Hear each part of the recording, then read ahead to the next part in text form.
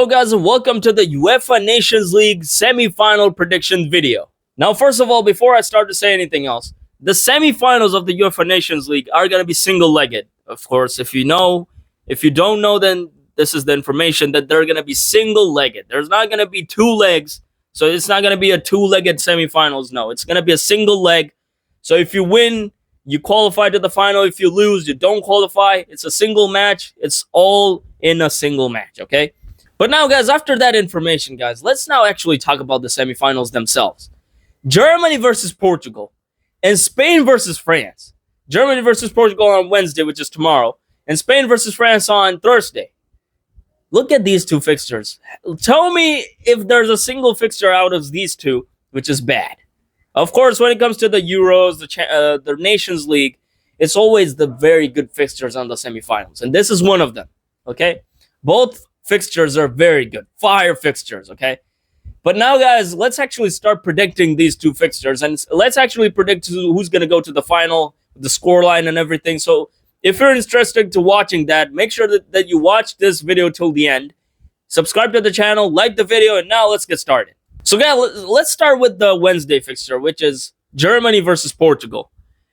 I have to say one thing, first of all. Germany and Portugal, they're kind of like, sort of like, I would say, the underdogs to win this tournament. I don't know why, but I think that Spain and France are the more favorites to win the tournament. But we have to predict the fixture, okay? But first of all, I would actually like to I said too many likes, but that's no problem. Let's talk about the players that are actually called up for the German squad. We have Baumann, Nubel, and Ter Stegen as the goalkeepers. We have Kehrer, Anton, Gosens, Koch, Raum, Ta, Mittelstadt as the defenders for Germany. We have Wirtz, Kimmich, Pavlovic, Goretzka, Mecha, Andrich, Gross, and Bischoff for the midfielders for Germany. I'm pretty sure that these are not the actual pronunciations, but I apologize if I actually pronounced them wrong, okay? But those are the midfielders. Dennis Undav, Sane, Foucault, Gnabry, Adeyemi. These are the attackers. And of course, Julian Nagelsmann is the coach. Now, guys, look at this. First of all, Germany hasn't been a very successful team when it comes to international level in the recent years. Like, since they won the World Cup in 2014, after that, they haven't been the same. They haven't gained that much success anywhere in the World Cup or even in the Euros or even in the Nations League. They haven't, like, you guys know that, okay? I'm not sure if they have won any Nations League in the recent years, but I'm pretty sure that they haven't been the same since they won the 2014 World Cup. On the other hand, Portugal have been very good. So that's just a reminder for this fixture. But if you look at the squad, it's not the strongest squad that you can imagine of Germany. There's a lot of players that are not there. For example, Jamal Musiala, Rudiger.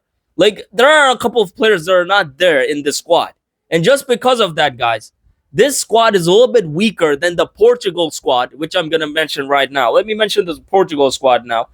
In the Portugal squad, guys, like, it's packed. First of all, that's what I'm going to tell you. It's packed. Diogo Costa, Jose Sa, Rui Silva as the goalkeepers. Diogo Dalot, Nuno Mendes, Nelson Semedo, Ruben Diaz, Renato Veiga, Antonio Silva, Gonzalo Ignacio as the defenders. Like, look at until now, the Portugal squad is way better than the German squad. Okay, it's way better.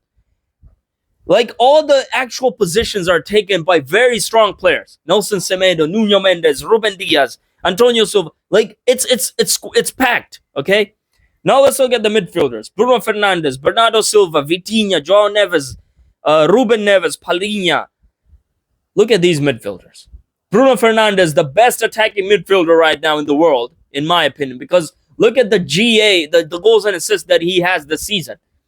And of course, Vitinha, who has just become a European champion, along with João Neves, of course, and even Nuno Mendes, and the right back of Portugal. Like, they've all become European champions at club level. They've been balling for PSG, and now they're going to face Germany in a semifinal. Like, it's crazy, guys. It's crazy. Like, this squad is packed of Portugal. Ronaldo, Trincao, Leao, Felix, Gonzalo Ramos, Diogo Jota, Pedro Gonzalez. Like, you can see that this is more packed than the German squad.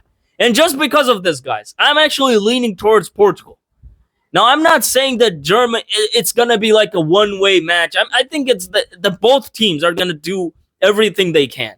But at the end of the day, Leao, Ronaldo, okay, Felix, Gonzalo Ramos, Diego Jota, these players compared to Fulkrug, Gnabry, Adeyemi, they also ball, but I don't think that they're going to be that better in terms of quality. And especially that Ronaldo is playing for Portugal. He is, of course, called up for.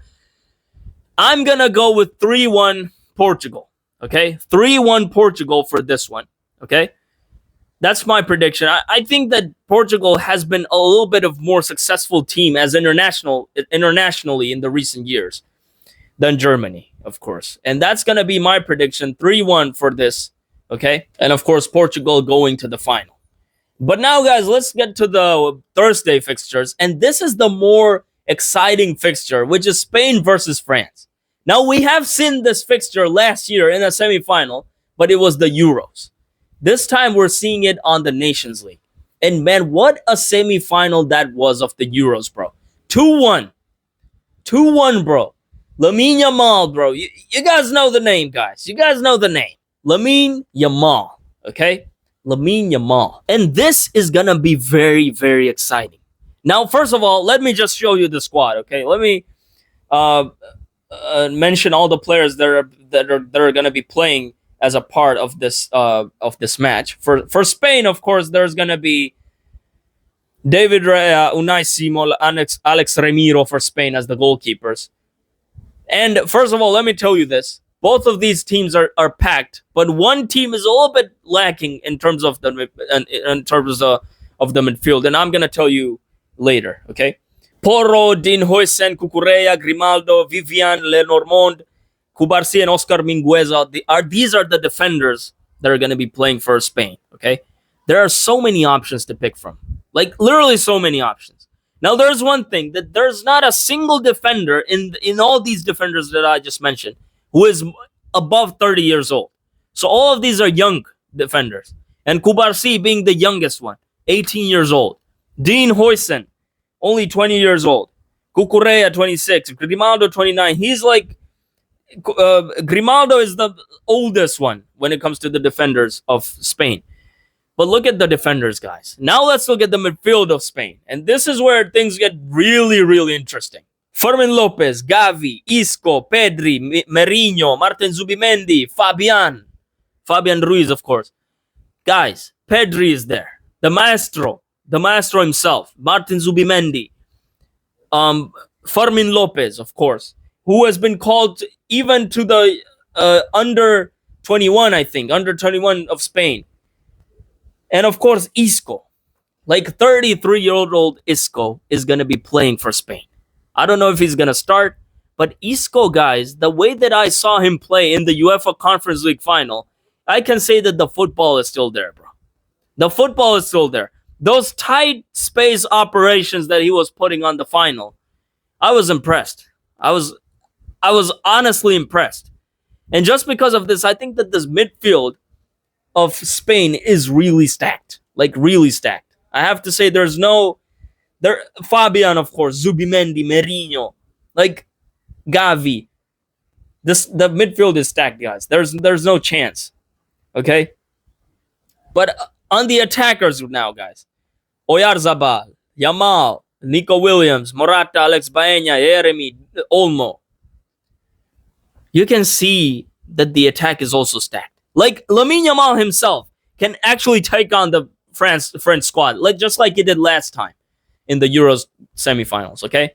But now, guys, before we talk about anything else, let's look at the French squad, okay? I don't know why I'm mentioning the whole squad, but that's just the point of the video, guys. Just keep watching. Maignan as the goalkeeper for France, and these two other goalkeepers haven't played a single match yet. And of course, Luca Digne, Theo Hernandez, Saliba, Konate, Pavard, Gusto, Lucas Hernandez, Longley, Kalulu, and Bade. Now, guys, there's some of these defenders haven't played a single match yet. not for France. Like they haven't played. Like here, it's saying that they haven't played it. But Luca Digne, Theo Hernandez as the the fullbacks, the Pavard, of course. Pavard also. Gusto can also play. But Konate and Saliba, look at these two defenders that France have. Very strong defenders, center backs, okay? Very strong ones, especially Saliba. But now, guys, the midfield of France. And this is where France start to lack. Because there are actually players in here which I don't even know which team they play for. Rabiot, Guendouzi, Manu Koné, Zaire Emery, and Tchouameni. There are only 5 midfielders that were called up for France. No Camavinga, no Griezmann. Of course, he's retired. So it's lacking. The midfield of France is lacking. But look at the attack. Bro, here I want to actually, I want you to focus on me, okay? Focus on what I'm talking about right now, okay? Kolo Muani, Bradley Barcola, Ousmane Dembele, Michael Olise, Marcus Thuram, Kylian Mbappe, Desire Doué, Ryan Cherki. I mean, you can piss your pants, bro, with this kind of attack. Look at the attack. Dembele, Mbappe, Dembele being a Ballon d'Or contender right now. And of course, speaking of the Ballon d'Or, this match is going to be like a Ballon d'Or deciding match. Lamine Yamal has just sent a message that if you want to vote for the Ballon d'Or on Thursday, like if you want to decide the Ballon d'Or on Thursday, we'll decide it on Thursday. So this match is actually more fire just because of that. Because there's a rivalry between Ousmane Dembele, Kylian Mbappe, Lamine Yamal, of course. So it's going to be a very fire match, okay? But these were the two teams. Now, in terms of scoring, guys, in terms of my prediction, because I think that Spain is a way more fuller team just because of that midfield is stacked. If you can control the midfield, you can win the game, okay? And both of them are like kind of a younger squad, okay? But still, I think that Spain can pull it off. I'm going to predict 2-1 for Spain. Spain is going to go to the final once again. But the scoring, as I said, 2-1. Because I think that the midfield is very stacked for Spain. So they're going to control the game, in my opinion. And of course, Spain are known to control games. The keeping of possession and everything, they're very good at it. Of course, Fabian, Pedri, there's so much quality in the midfield. And the defense is also very good. The attack, Morata is going to play, I think. Of course, he's going to start, I think. Nico Williams, of course, Lamine Yamal. But the thing is that Lamine Yamal himself, I don't think that his finishing is pretty good when it comes to, far range. But when it comes to actual, coming to the goal and then finishing, it's not that good. He likes to put crosses, though. He likes to put crosses. So whenever a cross is put in, the players need to be ready. Okay? The players need to be ready. And just because of that, guys, I'm going to give Spain 2-1, of course, as my prediction. And that's pretty much it, guys. I've predicted 3-1 for Portugal to win and 2-1 for Spain to win. That's it for today, guys. If you enjoyed the video, make sure to drop a like, subscribe to the channel, and I'll see you on the next video.